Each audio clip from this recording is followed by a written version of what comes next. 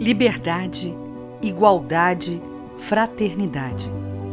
Estas três palavras constituem por si sós o programa de toda uma ordem social que realizaria o mais absoluto progresso da humanidade se os princípios que elas exprimem pudessem receber integral aplicação. A igualdade decorre da fraternidade e a liberdade é consequência das duas outras. Obras póstumas, Allan Kardec. A cada novo ano, um recomeço.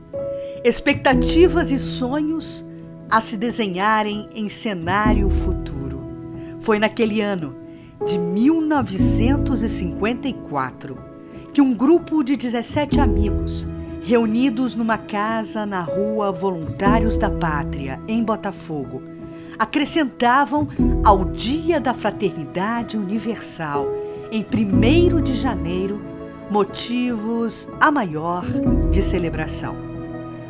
Qual a proposta inicial do feriado nacional, instituído pelo governo Vargas em 1935, que depois seria desdobrado pelo Papa Paulo VI em dezembro de 1967 como Dia Mundial da Paz, frutificava naquele 1º de janeiro de 1954 nos corações ainda juvenis dos 17 velhos amigos de Mocidade Espírita do Centro Espírita Cristófilos, a vontade do agir em favor da paz. Fundavam naquela data o Centro Espírita Seara Fraterna.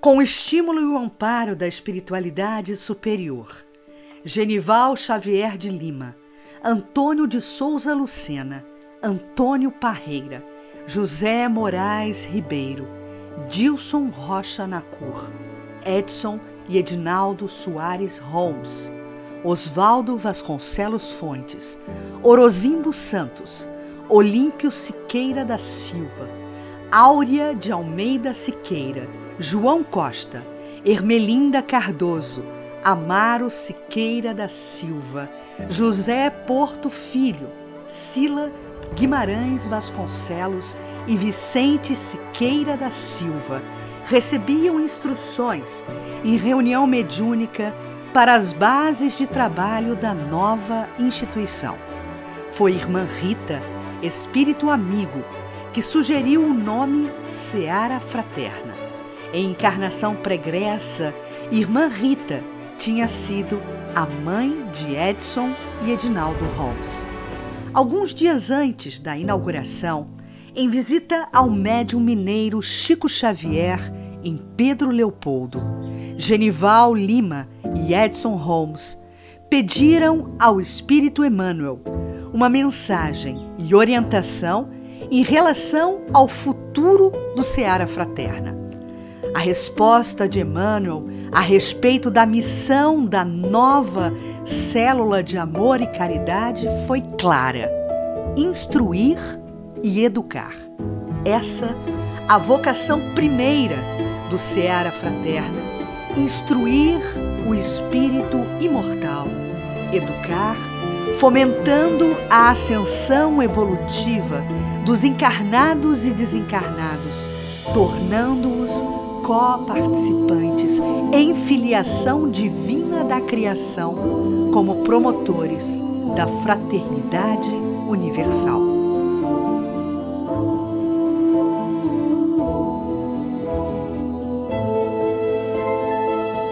Esse grupo de jovens se juntou nesse propósito de instruir e educar e seguiram adiante nesse propósito. Começou tudo lá em Botafogo e outras sedes que eu não conhecia, só vim conhecer aqui. E eles fizeram essa visita a Minas Gerais, o papai e o Edson Holmes, E lá eles receberam uma mensagem de Chico, que seria uma importante missão que eles teriam pela frente, uma grande responsabilidade que eles teriam pela frente. José de Moraes Ribeiro foi o primeiro presidente ficando no cargo até 1957. A sede, alugada na Rua Voluntários da Pátria, funcionou durante apenas 3 meses. Ficava em uma vila de casas, próxima à estação de bondes, perto do Humaitá. Dali, o Ceará mudou-se para o número 92 da Rua Mena Barreto, onde ficou por aproximadamente 10 anos. Era um casarão bem amplo, com um grande jardim, que abrigava confortavelmente as pessoas que vinham participar das reuniões. Tempos áureos de um começo promissor. A vocação caritativa, base espiritual de qualquer instituição espírita, consagrou-se pelos desafios enfrentados por um dos fundadores do Seara Fraterna. Oswaldo Fontes era muito doente. Um amigo espiritual o aconselhou a fazer caridade para que sua saúde fosse restabelecida. Assim, começou a campanha do quilo no Seara Fraterna, sob a coordenação de Oswaldo. Os alimentos recebidos eram enviados no 2º domingo de cada mês a instituições como asilos, orfanatos e leprosários. Depois de um tempo, os alimentos passaram a ser distribuídos para famílias cadastradas no Seara Fraterno. Foi Oswaldo também quem organizou as visitas fraternas que aconteciam no 1º domingo do mês. 36 instituições recebiam a visita dos tarefeiros do Seara Fraterno.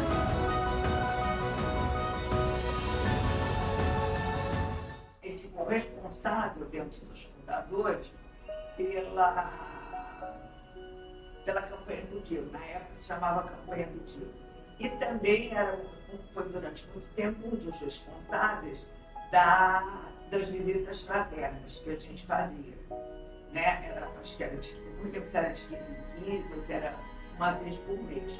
E aí o que aconteceu? O que marcou muito o trabalho dele aqui no Seara, eu acho que foi a campanha do quilo. Da Rua Mena Barreto, a sede do Seara mudou-se para o número 169 da Rua das Laranjeiras, próximo à Rua Pinheiro Machado, onde permaneceu até o início das obras para a construção do túnel Santa Bárbara, em 1971.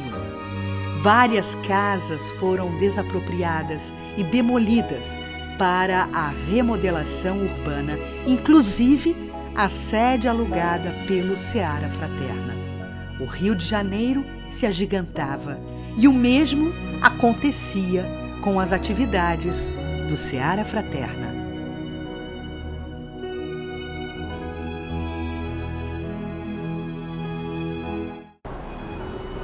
Bom, eu sou a 2ª geração, né, depois do meu avô. As histórias que eu ouço são mais do meu pai contando, ele fala com muito orgulho do meu avô. Falava, sempre falou, né? Vai lá no Seara, seu avô é um dos fundadores lá do Seara, mas ele não sabia o que era saudosismo do meu pai, o que realmente era verdade. E ele tem um determinado momento que o espírito da minha avó, que é a irmã Rita, né? Ela vem e diz que eles têm que, esse conjunto de pessoas que fazem parte da mocidade, que eles tinham uma missão, que era fundar uma casa, como eu disse, uma casa uma seara fraterna. E aí meu pai fica assustado, né, porque aí a coisa já começou a ficar séria, né, no sentido de ter que, né, tomar as rédeas de alguma coisa. E aí eles ficam muito preocupados, porque aí ela diz que eles têm até que esse centro tinha que ser inaugurado no dia 1º de janeiro. Aí o papai me falou, mas como 1º de janeiro? Aí tudo que eles fizeram, ele e o tio Genival pegaram um ônibus, eu não me lembro se o tio Oswaldo estava junto, eu sei que ele e o tio Oswaldo estavam. Eles foram falar com o Chico, né? Conversar com o Chico, explicar, né? Olha, tivemos essa mensagem, a minha mãe lá, e Chico virou para eles e falou assim: vocês estão esperando o que para inaugurar o seu dia? O espírito amigo Sheila continuava próximo, apresentando diretrizes para a consolidação dos trabalhos. A costurinha da Sheila foi criada em 1968. Antônio Lucena, trabalhador da primeira hora, tinha o hábito de participar de reuniões mediúnicas em Pedro Leopoldo, atividades da lavra de Chico Xavier. Em uma dessas reuniões, assistia aos trabalhos num canto da sala, quando um espírito, através de um dos médiuns, o chamou pelo nome. Meio assustado por saber que ninguém ali o conhecia, Lucena foi conversar com a entidade. Ela chamava-se Sheila e tinha um recado para Deusarina, sua esposa. Devia organizar, junto com outras senhoras, um trabalho igual ao que já conhecia naquele centro de Pedro Leopoldo. O trabalho seria de integração, reunindo-se para costurarem enxovais destinados às crianças carentes. Chegando em casa, Lucena deu o recado a Deusarina, que imediatamente reuniu-se com 4 amigas para inaugurar a costurinha da Sheila. A costurinha, no início, funcionava na casa da própria Deusarina e possuía apenas uma máquina. Só em 1982 é que ela passou a funcionar em uma das salas do Seara Fraterna, pois o número de tarefeiras era muito grande para que o trabalho continuasse acontecendo na casa de uma delas.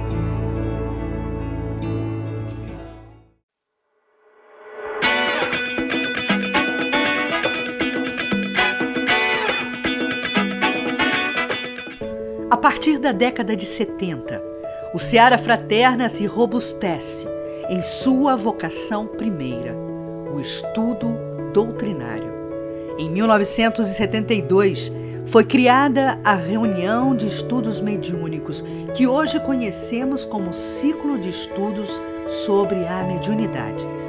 Júlio César e Jussiema de Sá Roriz, que comandavam a reunião da mocidade, convidaram o casal de almas irmãs de Juiz de Fora, Ronaldo e Elaine Tornel da Silveira, para fazerem estudos para os participantes da mocidade. Mais tarde, organizaram a reunião de estudos mediúnicos com cerca de 15 participantes, com o objetivo de informar e formar em conceitos sólidos os participantes de reuniões mediúnicas sobre a casa e a causa que eles abraçaram.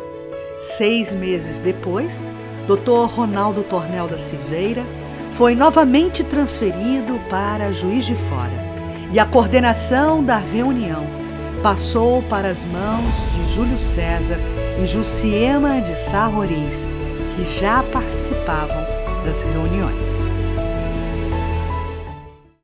Em novembro de 1972, mais uma mudança. O Seara Fraterna foi transferido definitivamente para o número 23 da Rua Bento Lisboa, onde permanece até hoje. Foi criada, então, uma campanha pró-sede, tendo Cleomar Santos como responsável. A Casa Espírita ocupava a parte de cima do prédio, sendo esta alugada. Embaixo funcionava uma alfaiataria. Na mudança para a Rua Bento Lisboa, estava na presidência da casa o senhor Ederlindo de Sá Roriz. Em sua gestão e competência amorosa, criou e dirigiu um ciclo de estudos sobre liderança e dinâmica de grupo. Assuntos que lhe eram muito caros ao coração. Temáticas que dominava profundamente por conta de sua formação profissional como líder de equipe na repartição pública que coordenava e generosamente espraiava no meritório labor da formação em liderança. Ederlindo de Sá Roriz, chefe de família de uma linda prole, cujos integrantes também foram tarefeiros dedicados do Seara Fraterna. Foi e é hoje, na dinâmica espiritual, um educador por excelência. Em 1979, foi criado o Departamento Jurídico do Seara, estando à frente Nelson Jucá, que durante 32 anos permaneceu na presidência do Seara Fraterna. Da reunião pública, a decorrência natural foi a criação, a partir de 1982, do ESD, Estudo Sistematizado da Doutrina Espírita, para todos aqueles frequentadores que queriam se aprofundar no estudo espírita. Depois de mais ou menos 6 anos da mudança para a Rua Bento Lisboa, o proprietário do prédio propôs aos dirigentes do centro a compra de todo o imóvel pelo preço de 12 milhões de cruzeiros. Começou então uma verdadeira maratona para se levantar o dinheiro necessário para a compra do imóvel. Chás fraternos, almoços e bazares foram organizados com esse objetivo. Além disso, alguns tarefeiros contribuíram com doações, óbulos de corações generosos que vibravam na causa da aquisição da sede própria.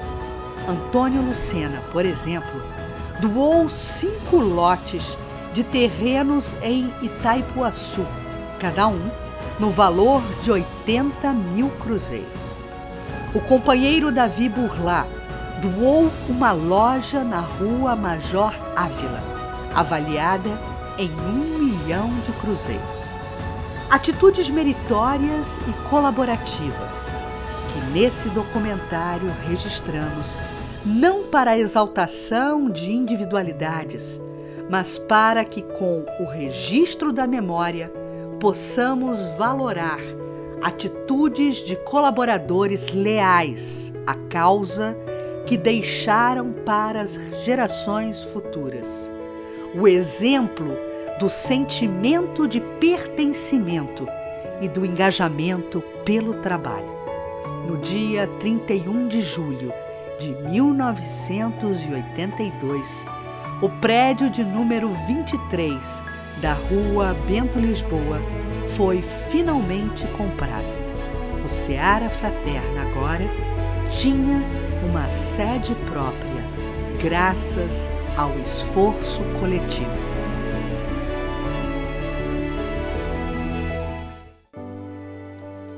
Hoje, nossa casa ainda atesta esse espírito coletivo de união, uma seara que condiz com seu significado epistemológico. Seara, um campo semeado, que faz vivificar nas terras, às vezes áridas e sedentas de consolo dos corações humanos, o lenitivo da informação e formação espírita. Uma seara que, em igual significado, que referencia os cereais, resplande o ouro do trigal para o alimento das almas.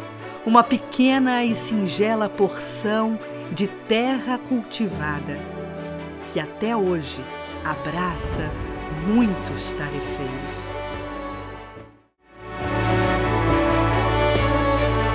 Nosso parabéns nessa efeméride.